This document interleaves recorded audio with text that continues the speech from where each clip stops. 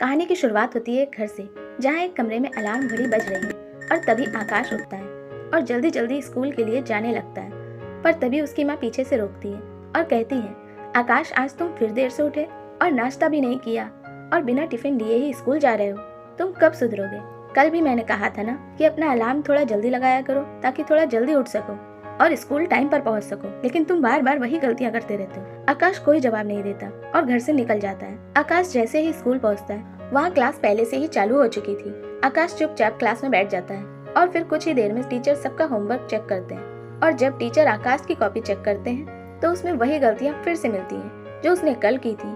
तभी टीचर कहते हैं, मैंने कहा था ना अपनी गलतियाँ सुधारो, पर तुम इतना कहकर टीचर उसे खूब डांटते हैं। फिर स्कूल की छुट्टी हो जाती है। आकाश अपने दोस्तों के साथ घर वापस जा रहा था, तभी रास्ते में एक पुरानी हवेली पड़ती है। वो बहुत ही भयानक दिख रही थी। आकाश जब भी उस हवेली के पास से गुजरता था, उसे उस हवेली के अंदर जाने की बहुत तीव्र इच्छा होती थी, पर आकाश खुद को उस हवेली में जाने से रोक लेता था। पर आज ऐसा नहीं हुआ।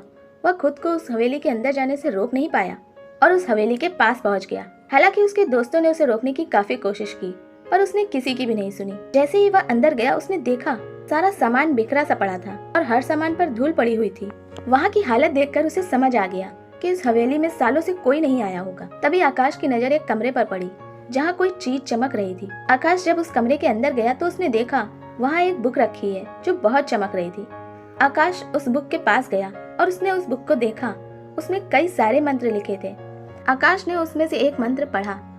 उसे लगा जिस तरह से ये बुक चमक रही थी, शायद वो कोई जादुई बुक हो और इस मंत्र से कोई ना कोई जादू जरूर हो। उधर उसके दोस्त आकाश की चिंता कर रहे थे, क्योंकि उस हवेली के अंदर जाने की हिम्मत कोई नहीं करता था। जब कुछ देर तक आकाश बाहर नहीं आया तो उसमें से एक दोस्त ने कहा, चलो हम भी अंदर चलते हैं और आकाश को ढूंढते हैं। जैसे ही वे सब अंदर गए, वे वहाँ का नजारा देखकर बहुत डर गए, पर उन्हें आकाश को भी ढूंढना था, इसीलिए वे सभी आगे बढ़े और एक कमरे में गए जहाँ वो और भी ज्यादा डर गए, क्योंकि वहाँ एक भूत था और तुरंत ही वहाँ से भागने लगे। पर इससे पहले वे हवेली से बाहर निकलते, आकाश ने कहा, अरे तुम सब अंदर आ गए, मैं बाहर ही आ रहा था। जैसे ही आकाश की बात खत्म हुई, एक दोस्त बोला, अरे ये आवाज तो आकाश की है, पर वो बोल कहाँ से रहा है? तभी आकाश बोला, कहाँ से मतलब? मैं तुम्हारे सामने ही तो खड़ा हूँ। तभी रिया बोलने लगी, लगता है आकाश भूत बन गया है, तभी तो हम लोगों को दिखना बंद हो गया है। तभी समीर डरते हुए बोला, क्या भूत? इससे पहले हम भी भूत बन जाए, भागो यहाँ से। तभी आकाश बोला, नहीं ऐसा कुछ भी नहीं है। अच्छा रुको। इतना कहकर आकाश ने उस बुक से एक और मंत्र पढ़ा। मंत्र पढ़ते ही आकाश दिखने लगा। जैसे ही आकाश दिखने लगा, उसके एक दोस्त अजय ने कहा, अरे ये कैसे किया तुमने? ये तो जादू की तरह था। तभी आकाश बोला, इस बुक से। तभी समीर ने कहा, कौन सी बुक? हमें तो कोई बुक नहीं दिख रही है। आकाश सोचने लगा, क्या ये बुक सिर्फ मुझे ही दिख रही है, इन्हें नहीं? पर क्यों? तभी अजय बोला, अरे अब तो आकाश भी मिल गया है, अब तो भागो यहाँ से, वरना वो भूत बाहर आ जाएगा। फिर आकाश बोला, भूत? कौन सा भूत? मैंने तो यहाँ कोई भूत नहीं देखा। तभी समीर बोला, भूत है उस कमरे में, हम सबने देखा। तभी आकाश कहता है, अच्छा ऐसा है तो मैं भी देख कर आता हूँ। इससे पहले उसके दोस्त कुछ कहते, उसने फिर कहा, चिंता ना करो, अगर कुछ गड़बड़ हुई तो मैं फिर से जादू करके गायब हो जाऊंगा।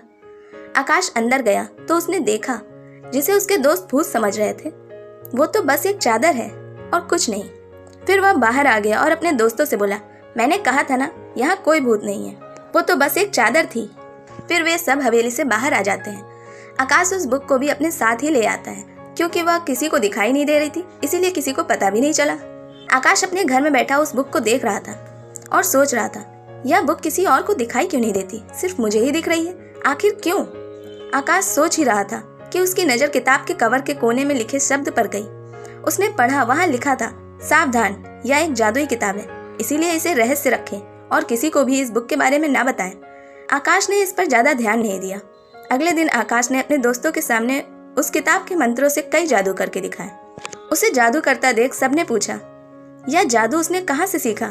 तभी आकाश ने कहा, यह सब उसने उस बुक से सीखा है। तभी अजय ने कहा, कहीं तुम उस बुक की बात तो नहीं कर रहे जो कल तुम्हें मिली थी उस हवेली में?